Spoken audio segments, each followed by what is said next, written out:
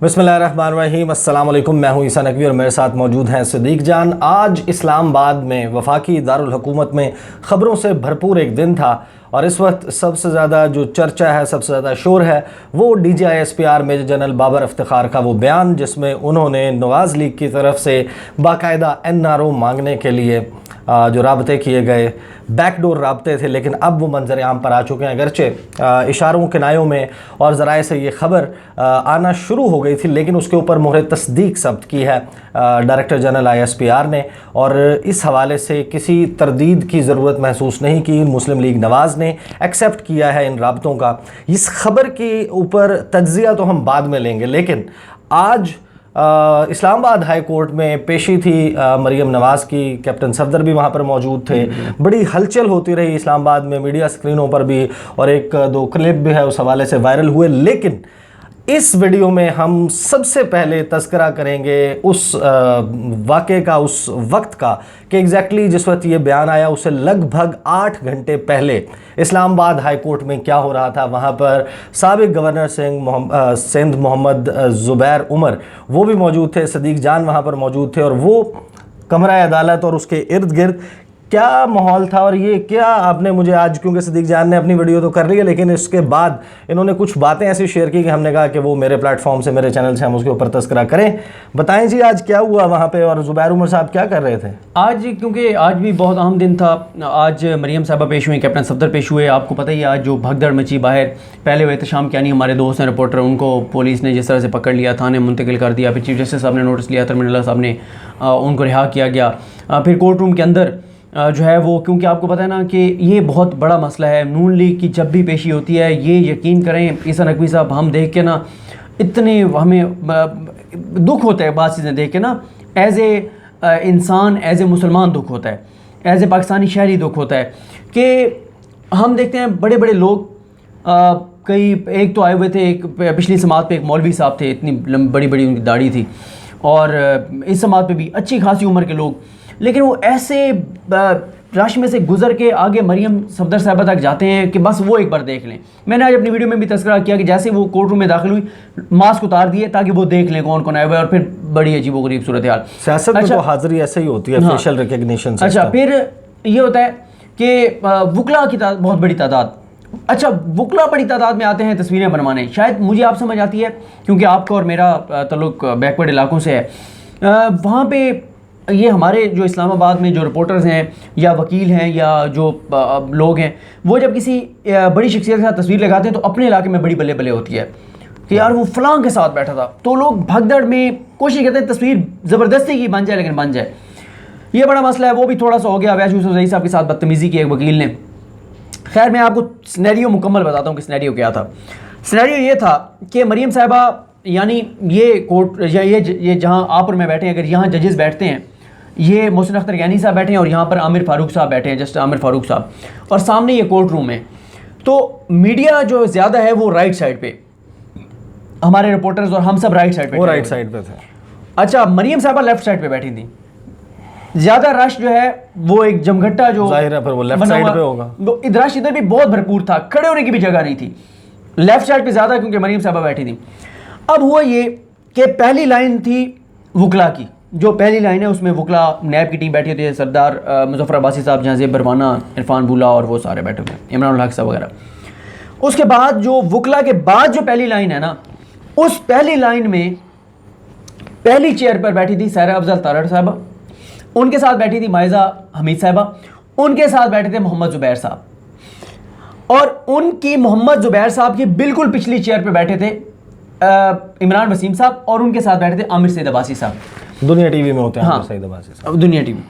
अब हुआ ये कि मैं बिल्कुल ठहरा हुआ था, सायरा अफजल तारड़ साहिबा के बिल्कुल पीछे मैं ठहरा हुआ था, उनकी चेयर के पीछे, और मेरे पीछे जो लाइन थी उधर कुछ ख़वातीन वुकला बैठी थी। अच्छा, अब मैंने जैसे वो बताया कि बहुत शदीद रश था, तो सायरा अफजल तारड़ साहिबा से अगली तरफ खड़ी थी एनी शराजी, हम टीवी से हैं। एनी शराजी के साथ खड़ी थी मुना खान।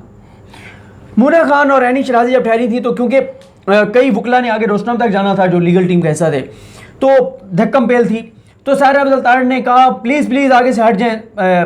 उनको कहा एनी शराजी को, एनी शराजी ने कहा देखें बात सुने, आप अगर चाहती हैं ना कि मैं आगे से हट जाऊं, कहें अपने कारकुनान को कि वो बाहर यहाँ से निकल जाए, बाहर चले जाएं। आपके कारकुनान ने रश डाला हुआ है, मीडिया का काम है रिपोर्ट करना, हमारा यहाँ पे खड़ा होना सबसे इंपॉर्टेंट है। मैं यहाँ से नहीं हट सकती, आप अपने कारकुनान को अगर निकल जाए तो रश कम हो जाएगा। खैर, इस दौरान क्या होता है कि मरीम साहिबा के क्योंकि सारे हाजिरी लगवा रहे होते हैं, बहुत शदीद रश होता है। हमारे दोस्त हसन अयूब साहब की एंट्री होती है, और आपको पता है उनकी जब एंट्री होती है तो पता लगता है पूरे कोर्ट रूम के कि वो उनकी एंट्री हुई है। वो उनकी एंट्री हुई, वो जाते हैं उधर जहाँ पे मरीम साहिबा हैं, और वहाँ जाके वो सवाल करते हैं मरीम साहिबा से। हसन अयूब सवाल करते हैं कि मरीम साहिबा ये बताएं कि तलत हुसैन साहब ने ट्वीट्स किए हैं और शायद वीडियो भी किया है कि नवाज शरीफ साहब और आपकी जानिब से कोई एक नुमाइंदा मैसेंजर नवाज शरीफ का ख़ास तौर पर नाम लिया कि नवाज शरीफ का एक नुमाइंदा जो है वो गया है और आर्मी चीफ और DGISA से मिला है। तो मरीम साहब ने कहा जी तलत हुसैन साहब बहुत अच्छे रिपोर्टर हैं, सॉरी साफ़ी हैं, मैं बड़े उनके एहतराम करती हूँ, बड़ी क्रेडिबिलिटी है उनकी, लेकिन ये खबर उनकी दुरुस्त नहीं है, ये खबर उनकी गलत है। और भी सवाल जवाब हुए, और भी सवाल किए हसन अयूब ने, और हसन अयूब वापस आते हैं। अब इंटरेस्टिंग सिनेरियो हुआ, हसन अयूब जब वापस आते हैं तो सायरा अफजल तारड़ साहबा और मायजा हमीद साहिबा वो दोनों उठ के जाती हैं हाजिरी लगवाने के लिए। और जब वो उठ के जाने लगती हैं तो खड़े होकर और सायरा अफजल तारड़ साहबा पीछे मुड़ के कहती हैं कि हमारी कुर्सियों पर कोई ना बैठे। तो एनी शराजी साहिबा और मुन्ना खान बैठती हैं और कहती हैं कि ये आपके मतलब नाम नहीं लिखा हुआ, ये कोर्ट में आपको पता है इसी तरह होता है कि जो उठता है खाली होती सीट कोई नहीं को बैठ जाता है। अब एनी शराजी बैठी हैं, मुन्ना खान बैठी हैं, और मुन्ना खान के साथ मोहम्मद ज़ुबैर साहब बैठे हैं। हसन अयूब मोहम्मद ज़ुबैर साहब के बिल्कुल आगे ठहरे हैं। अब हसन अयूब साहब का बिल्कुल चेहरा परली साइड पे है, पीछे को है, यानी अभी क्योंकि कोर्ट रूम शुरू नहीं हुआ था, जजेस ने पीछे नहीं पहुंचे थे, अभी कार्रवाई का आगाज नहीं हुआ, तो एन पीछे जो है वो इमरान वसीम और आमिर सईद यहाँ पे अगर खड़े हैं और आप मौजूद, यहाँ पे अगर खड़े हैं हसन अयूब साहब उस तरफ मुंह करके, तो सारे लोगों का मुंह इस तरफ है, इस तरफ उनकी जानिब है, क्योंकि जजेस ने इधर बैठे हैं ना सामने, तो यूं है कोर्ट रूम। हसन अयूब साहब कहते हैं इमरान वसीम टिकर लिखो कि मैंने जो सवाल किए हैं वो सवाल क्या थे, उनके जरा टिकर साहब करो। इमरान वसीम कहते हैं नहीं यार मैंने नहीं लिखने टिकट। अच्छा, साथ आमिर सईद अब्बासी बैठे थे, आमिर सईद अब्बासी कहते हैं बोलो यार मैं लिखता हूँ। हसन अयूब कहते हैं जी नवाज शरीफ के नुमाइंदे ने आर्मी चीफ और DGISA से मुलाकात की? मरीम नवाज से सवाल, जो हमारे मीडिया का स्टाइल होता है। नवाज शरीफ के किसी नुमाइंदे ने आर्मी चीफ से मुलाकात नहीं की? मरीम नवाज का जवाब। आगे ये जुबैर उमर साहब, मोहम्मद जुबैर साहब और हसन अयूब साहब के दरमियान सामने है वो, बस थोड़ी सी हवा गुजर सकती थी, इतना ही फासला था। अच्छा, बिल्कुल सामने मौजूद है और वो वहां पर उन्हीं के बारे में कह रहे हैं कि कोई मुलाकात नहीं, और ये मरीम नवाज साहब का मौका। जब वो ये लिखवाती हैं हसन अयूब साहब, और हसन अयूब साहब थोड़े से पीछे होते हैं, तो मुन्ना खान मुझे कहती हैं नहीं, हसन अयूब को फिर किसी ने कहा कि यार दोबारा जाओ और पूछते देखो, क्योंकि मरीम फिर उसी टॉपिक पे उसी तरह की बातें कर रही हैं कि आर्मी चीफ से मुलाकात हुई नहीं हुई, क्या हुआ, क्योंकि उस वक्त लगी हुई थी शहबाज शरीफ के खिलाफ बयान देने पे नाम लिए बगैर। अवैस कियानी जो चैनल 24 के हैं वो सवाल कर रहे थे, और वो अवैस कियानी के उसकी वीडियो भी है एक मौजूद है जो चल रही है, एक नहीं वो बाहर की। अच्छा, वो अवैस कियानी से मुखातिब हैं, जवाब दे रही हैं। मुन्ना खान कहती हैं कि तो हसन अयूब साहब कहते हैं कि मैं तो नहीं जा सकता, सदीक जान का ये गुजर सकता है, जितना थोड़ा सा रास्ता है तो ये चला जाए। मुन्ना खान मुझे कहती हैं कि मैं आपकी सेहत के ऊपर तबसरा किया। तो मैंने कहा कि यार मुझे अच्छा नहीं लगता ये इस तरह से लोग जो खुशामदी टोला यहाँ पे खड़ा हुआ है सारा, इनके दरमियान से सुनना जाके, मैंने कहा मैं नहीं जाता। खैर, हसन अयूब इधर होते हैं तो आवाज़ें आ रही हैं, आर्मी चीफ मुलाकात, मरीम बात कर रही हैं। मोहम्मद ज़ुबैर साहब चुप करके बैठे हैं, यूं करके बैठे हैं, मास्क लगाया हुआ है, चुप करके यूं बैठे हैं। और इस दौरान एक और भी चीज़ हुई, वो ये हुई कि मैंने एक रिपोर्टर के बारे में कहा, मैंने कहा यार जितनी ये नून लीग के लिए तगोदो कर रहे हैं और ट्विटर पे भी और ग्राउंड पे भी, तो मैंने कहा इनको वो मिलना चाहिए, नून लीग का ना मखसूस नशिस्त पे इनको रुकन असम्बली बनाना चाहिए। तो इमरान वसीम फ़ौरन कहते हैं सदीक जान तुम्हारी ये बात सुन के मोहम्मद ज़ुबैर साहब चौंक गए, क्यों मोहम्मद ज़ुबैर साहब भी वो आपको पता है उनको गवर्नर बनाया था, और वो भी किसी हल्के से नहीं लड़ सकते, मखसूस नशिस्त पे ही आ सकते हैं। तो मैंने कहा चलें मोहम्मद ज़ुबैर साहब आप मखसूस नशिस्त पे ना लेके आइएगा, उसको टिकट ही दे दीजिएगा। और मैंने कहा मोहम्मद ज़ुबैर साहब जो सहाफ़ी का नाम क्या है वो मैं नहीं बताऊँगा, अच्छा चलें वीडियो के बाद में इनसे वो मैं नहीं बताऊंगा यार, वो फिर अच्छा आपको पता है रोज़ मुंह मत्थे लगना होता है, पहले इतने पंगे लिए हुए हैं और आप कहते हैं और भी मैं। मोहम्मद ज़ुबैर साहब को मैंने कहा देखें मोहम्मद ज़ुबैर साहब जो बुरे वक्तों में आपके साथ रहे ना उनको याद रखा करें। और मैंने कहा अगर आपने हमारे उस सहाफ़ी दोस्त को टिकट ना दिया पूरी जर्नलिस्ट कम्युनिटी एहतजाज करेगी। तो इमरान वसीम साहब भी और मैं हम दोनों ये बात कर रहे थे। अब जब मोहम्मद ज़ुबैर साहब को आवाज़ें आ रही हैं कि आर्मी चीफ से मुलाकात और ये सारी बातें हो रही हैं, मोहम्मद ज़ुबैर साहब उठते हैं और मरियम साहिबा के पास चले जाते हैं।